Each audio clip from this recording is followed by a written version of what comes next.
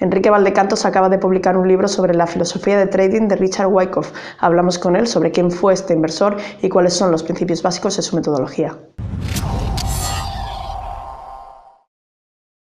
Hola Enrique, acaba de salir al mercado tu último libro, El método Wyckoff. ¿Qué crees que puede aportar a los operadores? Bueno, lo primero, lógicamente, tiene que ser el porqué, explicar el porqué del título, del método Wyckoff. Pues muy sencillo, porque las ideas que están contenidas en el libro las explicó precisamente un norteamericano de finales del siglo XIX, principios del XX, que se llamaba Richard Wyckoff y que fue contemporáneo a grandes figuras del análisis técnico como Charles Down o Jesse Livermore.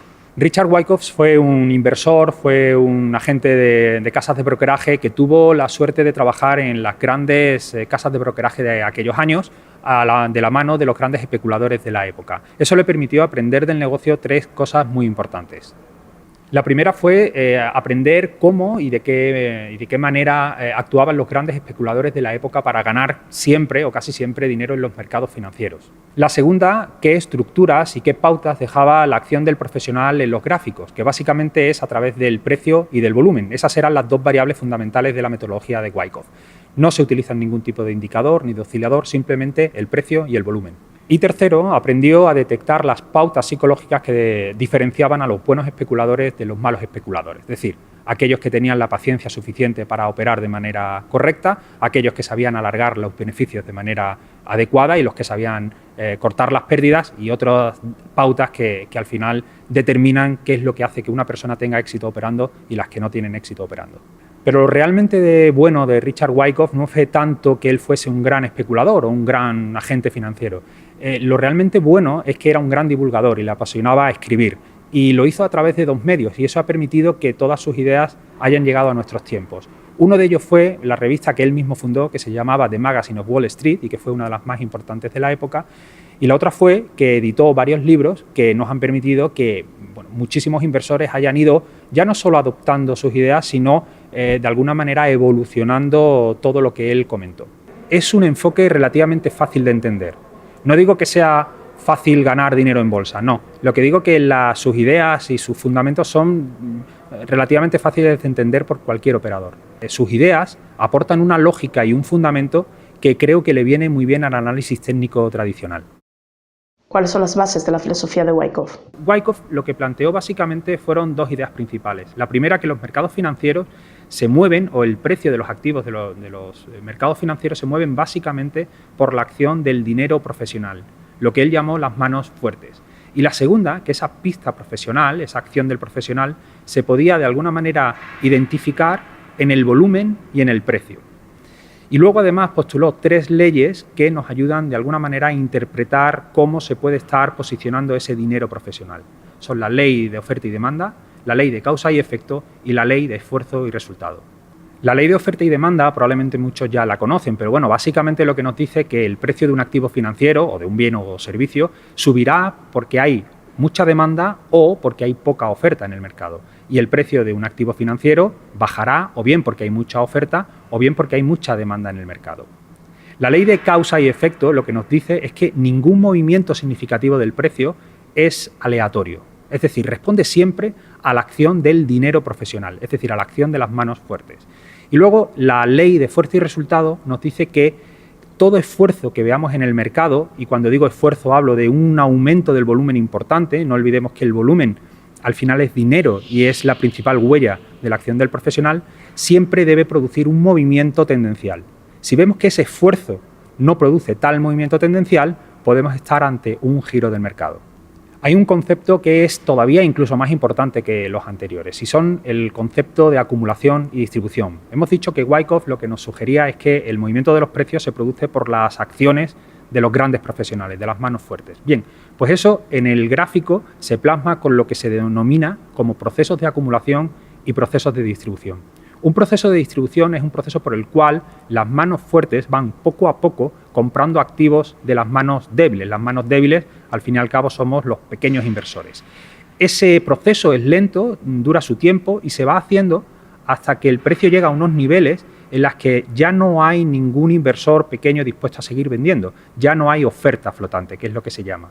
En ese momento, por ausencia de oferta, el mercado estará listo para empezar con un rally alcista.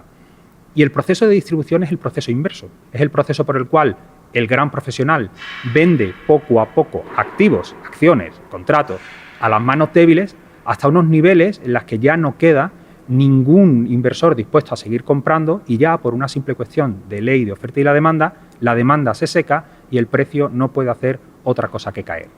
De todas maneras, hay una manera de interpretar esos movimientos del mercado que a mí me gusta mucho más, que la propuso Robert Evans, que era el mayor discípulo de la filosofía Wyckoff. ¿Cuáles son las ventajas del enfoque de Evans? Lo bueno del enfoque que hizo Evans es que denomina a diferentes momentos del mercado como zonas primarias y que son básicamente aquellos momentos más significativos o los momentos clave donde nosotros como operadores pequeños o operadores amateurs tenemos que intentar ver la acción del profesional. Las zonas primarias de trading, por lo tanto, las vamos a tener tanto en el lado bajista como en el lado alcista. En el lado bajista, lo primero que nos vamos a encontrar va a ser la que llamamos volumen de parada, luego vamos a tener lo que se llama uptrust, luego vamos a tener lo que se llama un test del uptrust, luego veremos cómo el mercado realiza lo que se llama o lo que denominó Evans deslizamiento del hielo.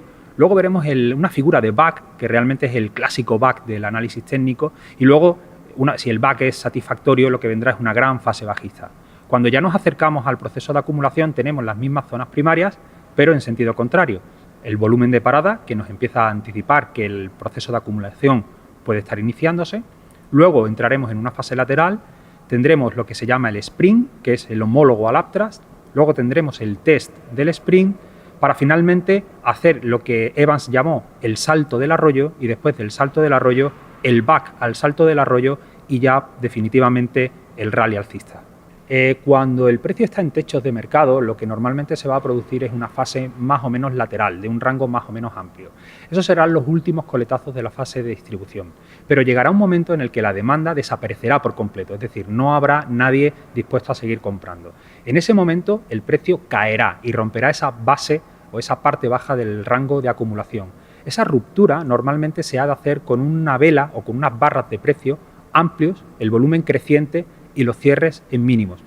Esa será la mejor forma de alguna manera, concluir de que efectivamente la fase de distribución terminó y estamos al comienzo de una fase bajista. Ese es el deslizamiento del hielo, pero luego vamos a tener el back a la zona del hielo. El back se caracteriza sobre todo porque se presentará con velas de rango pequeño y el volumen bajo. Lo importante es entender que ese volumen bajo lo que nos está indicando es que la demanda no está presente y además el back, como no debe en ningún momento recuperar la zona de distribución perdida, lo que nos estará diciendo es que no hay ninguna intención alcista. En ese momento la fase bajista está en pleno desarrollo y el precio empezará a caer. Pero claro, todo tiene un final, llegaremos a unos niveles de precio donde el profesional de nuevo encuentre interés en comprar.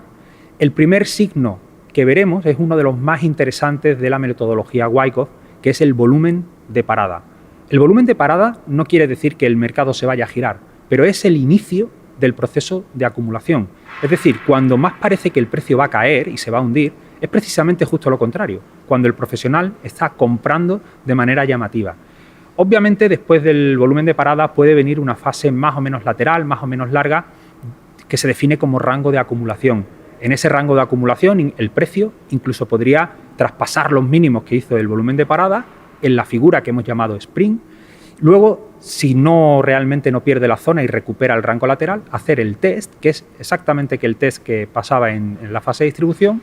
Lo que nos demuestra ese test es que ya no hay oferta capaz de seguir bajando el precio hasta que llega un momento que el precio rompe el rango lateral por la parte de arriba, en lo que Evans llamó el salto del arroyo, y en ese momento se puede decir que la demanda ha ganado la batalla y el mercado estará listo para empezar a subir. De todas maneras, la última figura será la del back al salto del arroyo, que suele ser una de las mejores situaciones para intentar hacer una operación, y si realmente ese back fracasa a la hora de reentrar en el canal de acumulación, podremos decir que la fase alcista está plenamente sana y el precio empezará a subir.